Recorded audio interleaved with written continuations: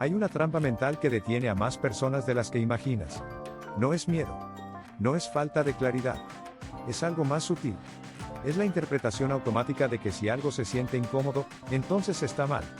Y esa interpretación, por más natural que parezca, está equivocada en la mayoría de los casos.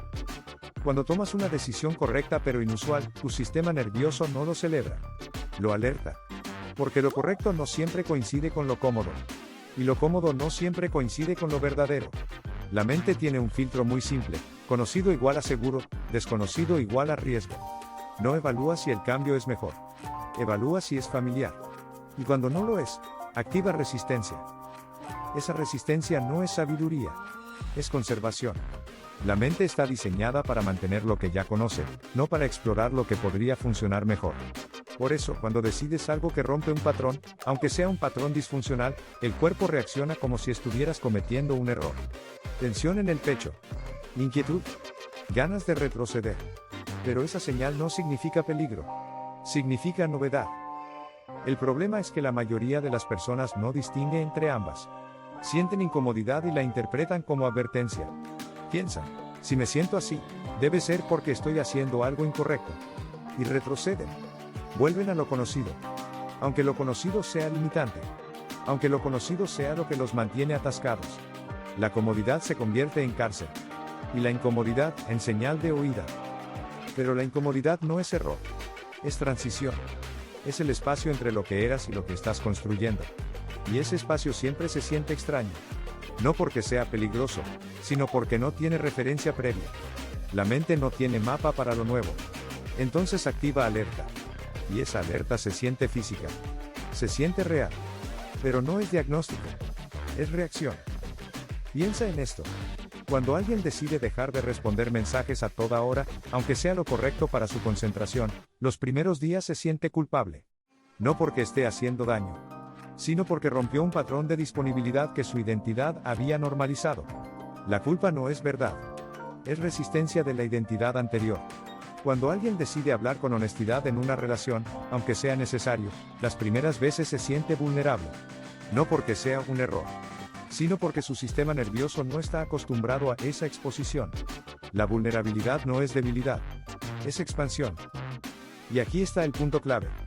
La incomodidad que viene de crecer se distingue de la incomodidad que viene del peligro por una característica: la del crecimiento es estable. No aumenta. No colapsa. Se mantiene. Es como un zumbido de fondo que está ahí porque estás activando circuitos nuevos. La del peligro real, en cambio, es clara. Te desregula. Te saca del centro. Una te mantiene presente aunque incómodo. La otra te fragmenta. Cuando empiezas a meditar, por ejemplo, los primeros minutos pueden sentirse eternos. No porque estés haciendo algo malo, sino porque tu mente no está acostumbrada a detenerse. Esa incomodidad es señal de que estás desactivando automatismos. Es funcional. Cuando terminas una relación que ya no funciona, los primeros días pueden sentirse vacíos. No porque hayas cometido un error, sino porque tu sistema nervioso está recalibrando la soledad. Esa incomodidad es parte del proceso, no evidencia de fracaso. La mente no quiere que cambies. Quiere que sobrevivas. Y su estrategia de supervivencia es la repetición. Lo que ya hiciste, lo que ya conoces, lo que ya eres. Por eso cada vez que intentas ser diferente, aunque sea una versión más clara de ti, la mente lo percibe como amenaza. No porque seas débil, sino porque está programada para conservar, no para evolucionar. Y esa programación genera fricción. Y esa fricción se siente incómoda. Pero si retrocedes cada vez que algo se siente incómodo, nunca sales del círculo. Nunca expandes. Nunca construyes algo que no esté basado en lo que ya conoces. Y eso no es seguridad. Es estancamiento. Porque la vida no premia la comodidad. Premia la coherencia. Y a veces la coherencia implica atravesar lo que se siente raro al principio. Si esto resuena contigo, déjame saber en los comentarios en qué área de tu vida has sentido esa incomodidad que no es error, sino transición. A veces ponerlo en palabras ayuda a distinguirlo. Ahora bien, no toda incomodidad es saludable. Existe la incomodidad de crecer, y existe la incomodidad de forzar algo que no corresponde. Y saber cuál es cuál no es algo emocional. Es algo atencional. La incomodidad saludable no te desconecta de ti. Te mantiene presente. Puedes respirar en ella. Puedes observar. No te fragmenta. La incomodidad tóxica, en cambio, te desarma. Te saca de tu centro. Te hace dudar de tu percepción. Te desconecta de tu claridad. Un ejemplo. Si decides dejar de beber alcohol en reuniones sociales, los primeros eventos pueden sentirse extraños. Estás ahí, pero sin el recurso habitual. Esa incomodidad es limpia. No te daña. Te confronta con tu manera automática de relacionarte, pero no te desintegra. Puedes estar en ella y seguir siendo tú. Ahora, si estás en una relación donde constantemente tienes que justificar tu percepción, donde cada conversación te deja dudando de lo que viste o sentiste, esa incomodidad no es de crecimiento. Es de invasión. Y ahí sí, la señal es clara. Pero no porque se sienta incómoda, sino porque te desconecta de tu propio eje. La diferencia no está en la intensidad. Está en la dirección. La incomodidad de crecer te acerca a ti. La del peligro te aleja. Una te hace más lúcido. La otra, más confuso. Y esa distinción no se hace con análisis. Se hace con atención. Cuando aprendes a observar cómo te afecta la incomodidad, en lugar de solo reaccionar ante ella, empiezas a ver el patrón. Y el patrón te da información. Muchas personas confunden miedo con intuición. Sienten el impulso de retroceder y lo llaman instinto. Pero el instinto no es pánico. El instinto es claridad silenciosa. El miedo es ruidoso. Te apura. Te empuja. Te hace decidir desde la urgencia.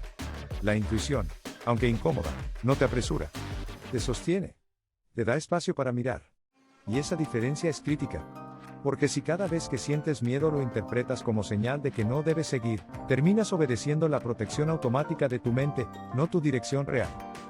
Y aquí es donde entra la identidad. La identidad es un conjunto de patrones que la mente defiende como si fueran verdad absoluta. Si te identificas como alguien que siempre ayuda, decir que no se sentirá como traición. Si te identificas como alguien prudente, tomar riesgos calculados se sentirá como irresponsabilidad. Si te identificas como alguien que no confronta, poner límites se sentirá como agresión. Pero ninguna de esas sensaciones es verdad. Son solo resistencia de una identidad que no quiere modificarse. Cada vez que actúas de una manera que no coincide con tu autoimagen previa, el sistema nervioso lo registra como inconsistencia. Y la inconsistencia genera incomodidad. No porque estés equivocado, sino porque estás siendo diferente. Y ser diferente, aunque sea mejor, siempre incomoda primero. Porque la mente necesita tiempo para actualizar el mapa. Necesita repetición. Necesita evidencia de que esta nueva forma también es segura. Por eso los primeros intentos de cualquier cambio se sienten forzados. No fluyen. No se sienten naturales. Porque no lo son. Todavía. La naturalidad no es instantánea. Es producto de la repetición consciente. Primero haces algo a propósito. Luego lo haces con menos esfuerzo. Y eventualmente, se convierte en automático. Pero el primer paso siempre es incómodo. Y si interpretas esa incomodidad como señal de que no es para ti, nunca llegas al segundo paso. Te quedas en la zona de lo que ya sabes hacer.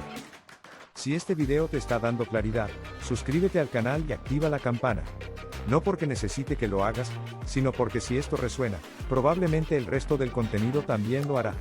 Y dale like si quieres que este tipo de análisis llegue a más personas que piensan como tú. Ahora, volviendo. La incomodidad no es el problema. El problema es la interpretación. La historia que construyes alrededor de lo que sientes. Si sientes tensión y piensas esto no es para mí, vas a retroceder. Si sientes tensión y piensas esto es parte del proceso, vas a sostenerlo. Ambas son interpretaciones. Ninguna es automáticamente verdadera. Pero una te expande y la otra te contrae. Y lo que determina cuál eliges no es la sensación. Es tu relación con la incomodidad. Si aprendiste que incomodidad es igual a peligro, vas a evitarla siempre. Si aprendiste que incomodidad es igual a crecimiento, vas a investigarla. Y esa diferencia no es menor. Porque la mayoría de las cosas importantes en la vida implican incomodidad al inicio. Relaciones honestas. Proyectos propios. Decisiones que no siguen el guión esperado. Todas tienen una fase inicial donde no se sienten bien. No porque sean incorrectas, sino porque son nuevas. Y la novedad siempre genera fricción. Porque tu identidad anterior todavía está activa. Todavía tiene inercia. Y esa inercia choca con la dirección nueva. No es que una sea correcta y la otra incorrecta. Es que están en distintas frecuencias. Y hasta que no se alinean, hay interferencia. Y esa interferencia se siente como resistencia interna. Pero no es resistencia contra ti. Es resistencia entre dos versiones de ti. La que eras y la que estás construyendo. El trabajo no es eliminar la incomodidad. Es dejar de interpretarla como error. Es aprender a estar en ella sin colapsar. Sin huir. Sin necesitar que desaparezca para seguir adelante. Porque cuando aprendes a sostener la incomodidad, se convierte en combustible. Cuando la evitas, se convierte en límite. Piensa en alguien que quiere cambiar de carrera. Los primeros meses en un área nueva se sentirán inestables. No porque la decisión sea mala, sino porque no tiene experiencia acumulada. No tiene referencia. No tiene automatismos. Cada tarea requiere atención completa. Y eso cansa. Y ese cansancio se interpreta como señal de que quizá no es lo suyo. Pero esa interpretación es falsa. Es solo el costo de entrada a cualquier área nueva. Cualquier habilidad que no dominas todavía se siente torpe al principio. Eso no es evidencia de incompetencia. Es evidencia de aprendizaje. Lo mismo pasa con las relaciones. Si estuviste en dinámicas donde no ponías límites, empezar a ponerlos se sentirá raro. Las primeras veces, incómodo. Las personas reaccionarán. Tú dudarás. Te preguntarás si estás siendo egoísta. Pero no lo eres. Solo estás siendo diferente. Y esa diferencia no tiene historia. No tiene validación previa. Entonces la mente la marca como sospechosa. Pero con el tiempo, si sostienes esos límites, se vuelven normales. Se integran. Y lo que antes era incómodo se convierte en estándar. Pero nunca llegas ahí si retrocedes en la primera incomodidad. La clave está en observar sin concluir.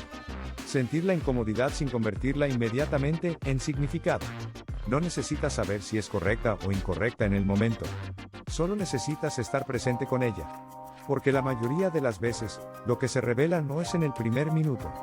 Es en el sostenimiento. Es en la capacidad de no oír. Y en ese no oír, aparece información. Información que no estaba disponible desde la urgencia.